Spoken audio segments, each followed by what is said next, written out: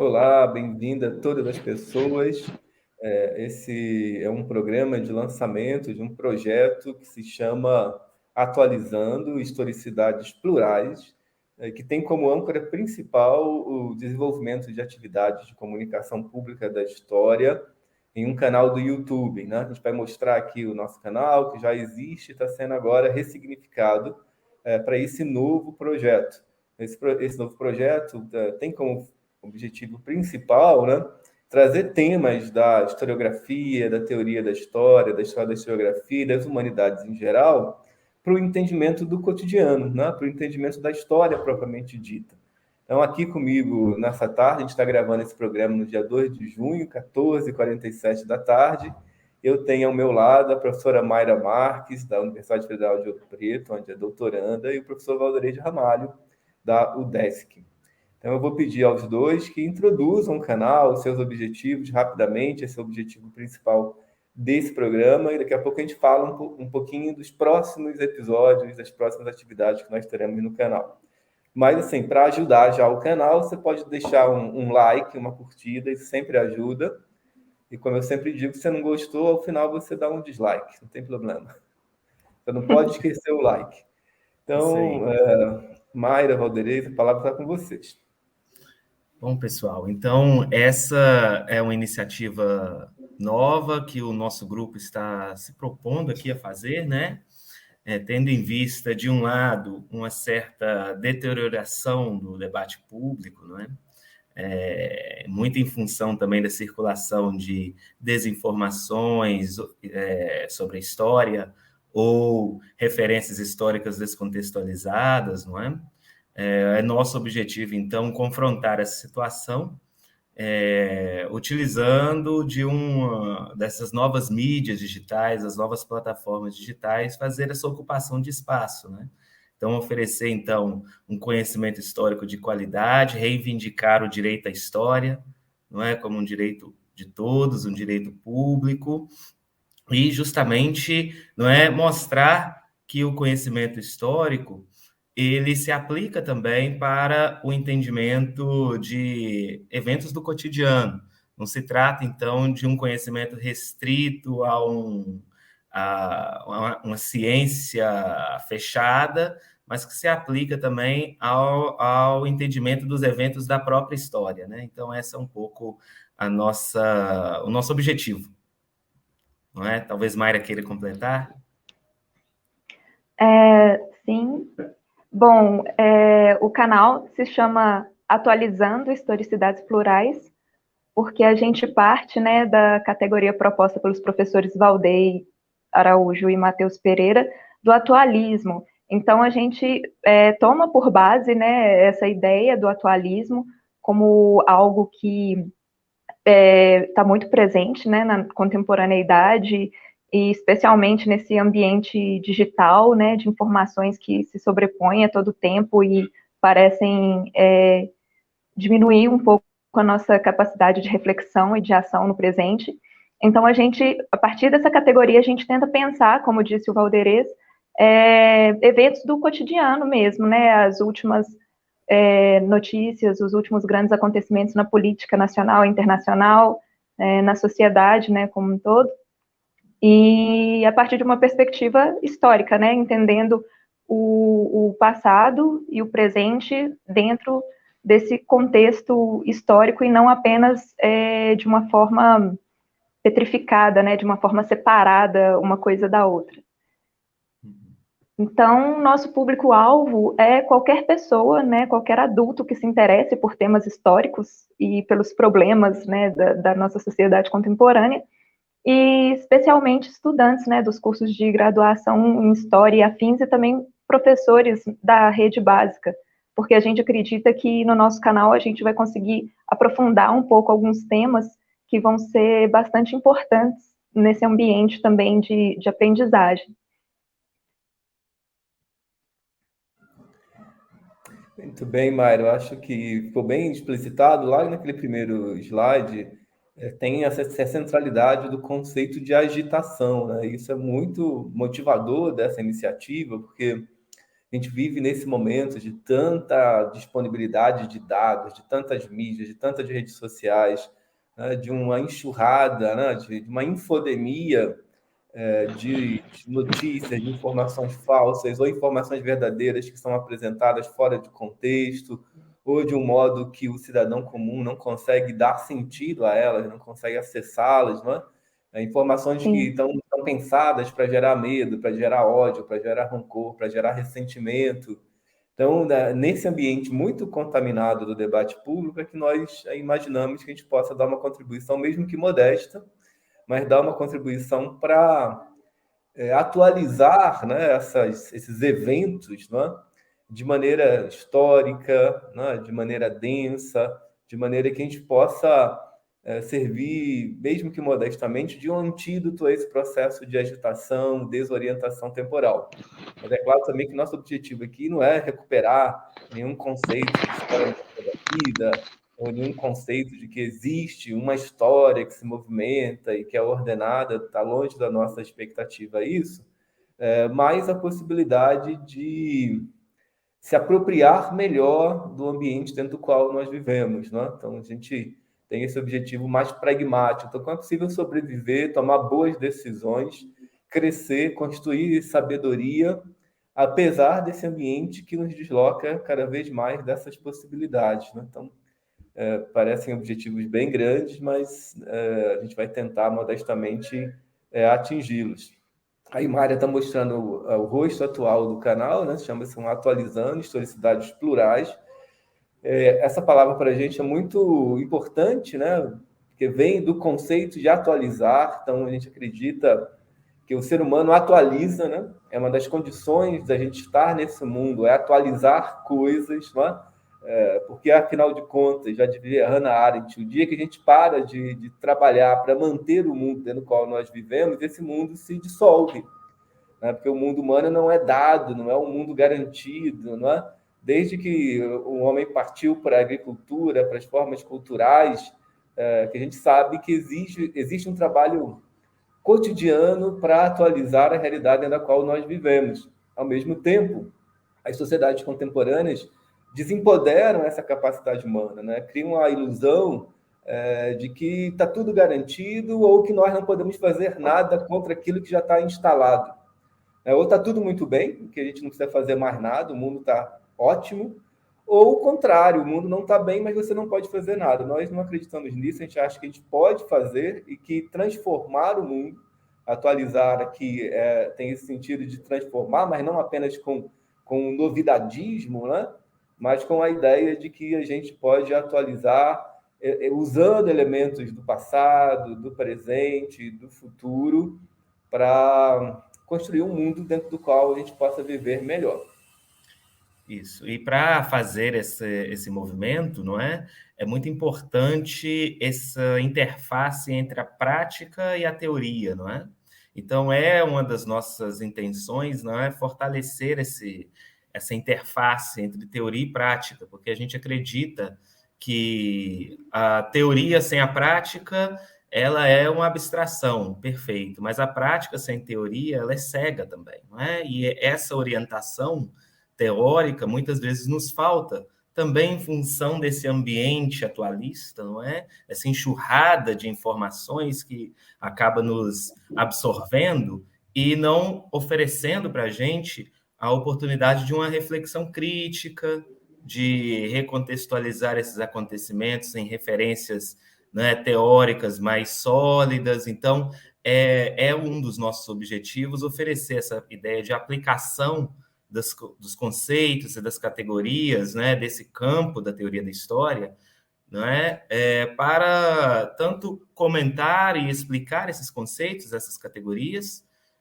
Todos nós aqui somos pesquisadoras, pesquisadores da área de teoria e história da historiografia, não é? Mas também nessa interface com a história pública, a história do tempo presente. Então, esse é um dos nossos objetivos aqui neste canal, para confrontar essa agitação temporal do nosso presente. Sim, e a nossa presença nesse ambiente, né, do YouTube e, enfim, das redes sociais, é bastante propício, né, a esse tipo de reflexão, porque, como a gente já comentou, é justamente onde a gente tem um maior fluxo, né, de informações e de eventos, né, às vezes uma coisa que acontece, né, uma notícia, por exemplo, da política, ou de um movimento social, alguma coisa acontece, mas ganha uma repercussão tão grande na internet que ela parece reverberar e seguir acontecendo com muito mais intensidade nesse ambiente das redes, né, do que às vezes nas ruas, digamos assim, né, de uma forma física. Mas esse acontecimento tá tão intenso nas redes não significa que ele não seja real. Pelo contrário, né, eles têm essa intensidade e essa organização que as redes propiciam, esse debate, né, que pode ocorrer nas redes, mas também, como disse o Valdei, muitas vezes o ruído que pode acabar acontecendo nessas redes, né, porque nem sempre o que acontece é um debate ou uma troca de informação, algumas vezes é simplesmente barulho, né, e excesso de comentários e de opiniões, enfim. Então, esse é um ambiente que é muito importante da gente estar presente nele, debatendo, né, os eventos que nós estamos presenciando e também eventos passados, diante de uma perspectiva, né, do presente, e que nós, enquanto historiadores, dentro da nossa própria prática, possuímos algumas ferramentas críticas, né, para conseguir discutir esses aspectos da comunicação nas redes e do que tem acontecido na política e na nossa sociedade. Então, nós acreditamos que está dentro desse ambiente, né, está dentro das redes, está dentro de transmissões com chat, vídeos onde a gente possa discutir através dos comentários. Todo esse ambiente é muito importante para a gente poder discutir com as pessoas, né, conseguir passar um pouco da nossa perspectiva enquanto historiadores e também receber, né, um feedback das pessoas que estão disponíveis, né, e estão dispostas a fazer parte desse nosso grupo, né, de debate. Isso mesmo, Mário. Acho que a ideia é isso, né? Não é promover um espaço de debate, né? É um pouco trazer para o espaço digital aquilo que tem tanto dentro das universidades, né? Que é um debate aberto, um debate a partir de textos complexos, um debate sem aparelhamentos, né? Sem limitações reflexivas, um debate intenso. E eu acho que é esse modelo de debate que ainda existe dentro da universidade, um dos modelos através dos quais as sociedades contemporâneas podem reconstruir a sua condição de dialogar e tomar boas decisões, né? Porque o diálogo é muito importante para que a gente tome boas decisões coletivas. Se não tem diálogo, se o diálogo está baseado em mentira, se o diálogo está baseado em convicções religiosas, em convicções meramente ideológicas, e as pessoas querem impor essas convicções a todas as outras pessoas, você já não tem mais como tomar boas decisões coletivas. Então, eu acho que é muito importante que a gente compartilhe esse espaço de debate que a gente tem na universidade e que às vezes fica muito voltado para si mesmo, né? Com discussões muito especializadas, discussões muito densas, que são muito necessárias, mas cuja metodologia, né? Cuja a disposição pode ser aplicada também a outros modos, a outros problemas, a outras situações. Então, acho que a gente já está caminhando para o fim dessa primeira apresentação. No próximo programa, nós vamos falar no livro que recentemente foi publicado, que é o Bolso Trump, Realidades Paralelas, que saiu pela editora FGV, está disponível na versão Kindle. Então, um dos objetivos é apresentar esse livro, debater, ler trechos, complementar, continuar a pensar, né, que o livro a gente põe o ponto final dele e no dia seguinte já tem várias outras ideias, várias outras questões, vários outros fenômenos, não? A história não para. Mas nos próximos programas a gente vai discutir, vai trazer gente aqui para conversar sobre temas contemporâneos. Mas para a gente se despedir, eu vou colocar um trechinho, né? A gente quer muito usar esse próprio ambiente virtual, reagir a ele para pensar. Vou colocar aqui um trechinho, pedir ajuda a Mayra, colocar na tela um vídeo do ex-prefeito de Nova York, o Rudy Giuliani, que foi um dos principais advogados de defesa do Donald Trump na última eleição, e tentou provar, com todos os artifícios ilegais possíveis, que teria havido fraude nas eleições, e ele usou muito um canal que ele tem no YouTube, esse canal existe até hoje, né? Chama Rudy Giuliani's Common Sense, né? Bom senso de Rudy Giuliani. E eu acho que eu vou mostrar para vocês, está em legenda automática aqui, mas só para entender o ambiente daquilo que a gente tem que lidar hoje quando analisa o nosso tempo presente. Twitter, Facebook, Times, Washington Post is aware of this. They'll put it on the front page. Ha! We might as well be in Venezuela or China or the old Soviet Union. And now I think it would be a good time to take a short break. I couldn't believe we were evicted from our home that we didn't even sell. Those are the words of a homeowner, Deborah, when she learned she was the victim of home title fraud. It's a devastating crime that can cost you your home. And title fraud is not covered by insurance or common identity theft services. The only folks to trust that I know of to protect your home's title is Home Title Lock. Cyber thieves have discovered the titles to our homes are kept online. They forge your name on your deed stating you sold your home, and they refile as the new owner. In Deborah's case, she didn't even know she was a victim until the eviction notice arrived in her mail. Home Title Lock protects you and your home by putting a virtual barrier around your home's title. The instant they detect tampering, they mobilize to shut it down. Go online to HometitleLock.com and register your address to see if you're already a victim.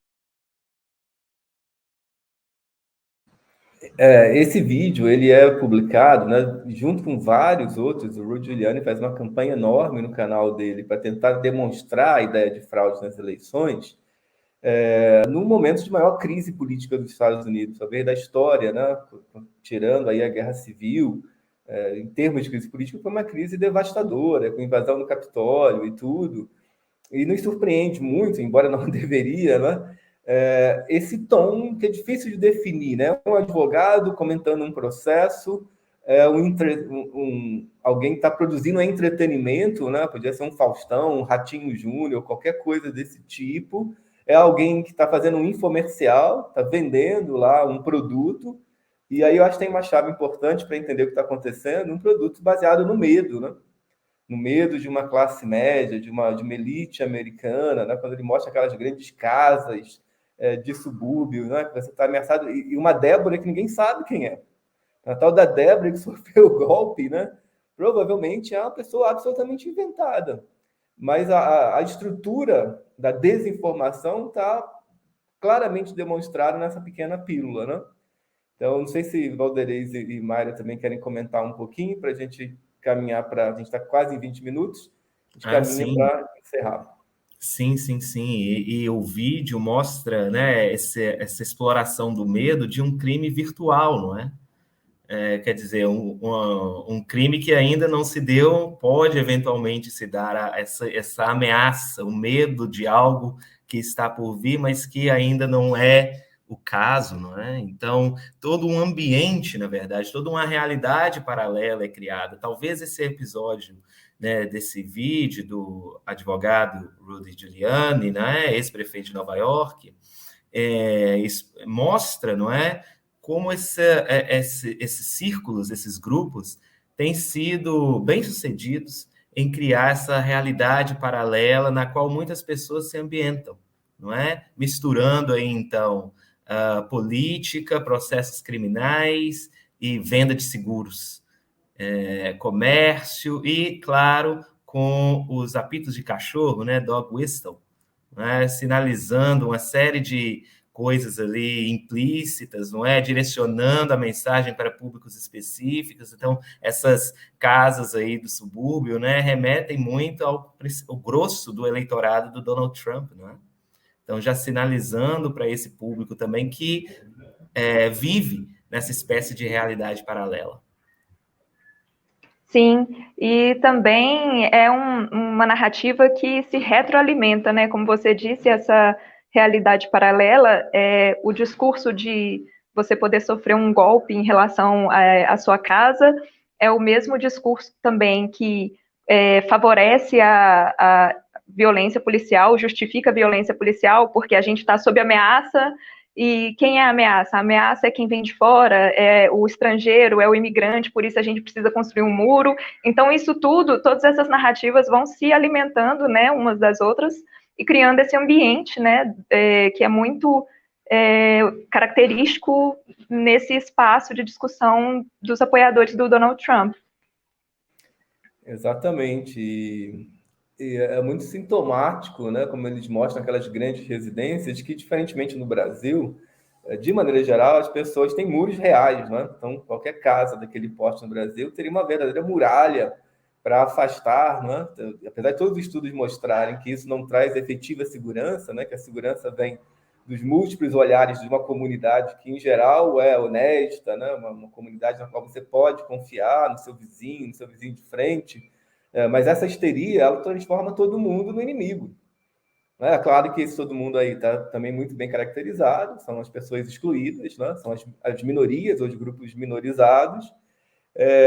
Então, acho que o Valdeirês trouxe essa categoria do inglês, né? Dog whistle, que é aquele apito de cachorro que você apita e você não está ouvindo nada, mas o cachorro ouve. Então, a ideia é assim, que ao mostrar esse clima de você tem que proteger a sua casa, aquele americano branco, de classe média alta, morador do subúrbio, ele reconhece isso. Eu compro arma para defender a minha casa, eu compro seguro para defender a minha casa, eu construo um muro na fronteira do México para defender a minha casa, né? Ao longo do período do Trump, tiveram inúmeros episódios de pessoas negras que são agredidas pela polícia porque estão na vizinhança errada, né? Porque cruzaram esses muros invisíveis, né? A gente olha aquela casa, parece que não tem muro, mas está cheio de muro ali, né? O mais terrível deles é esse processo que o bolsonarismo tenta implantar na nossa sociedade, que é armar a sociedade, né? Então, você não precisa de muro, mas se você tem uma arma e apareceu alguém que você acha que ameaça alguma coisa do seu universo de fantasia, você está autorizado a exterminar aquela pessoa. Bom, gente, assim, o assunto é interessante, mas é só uma amostra do tipo de tema que a gente quer trazer aqui para conversar, mas isso só vai ter sentido se vocês dialogarem conosco, colocarem questões, colocarem links nos comentários, aí se compromete a eventualmente comentar algum vídeo, algum episódio que vocês tenham destacado, trazer referências. A ideia é que isso não seja um caminho de mão única, né? A gente aqui falando, uma espécie de broadcasting, mas seja efetivamente um diálogo dentro dessas condições possíveis. Exatamente, pessoal. Então, não hesitem em apertar o like, seguir o canal e acompanhem aí os próximos vídeos, que tem muita coisa para vir ainda.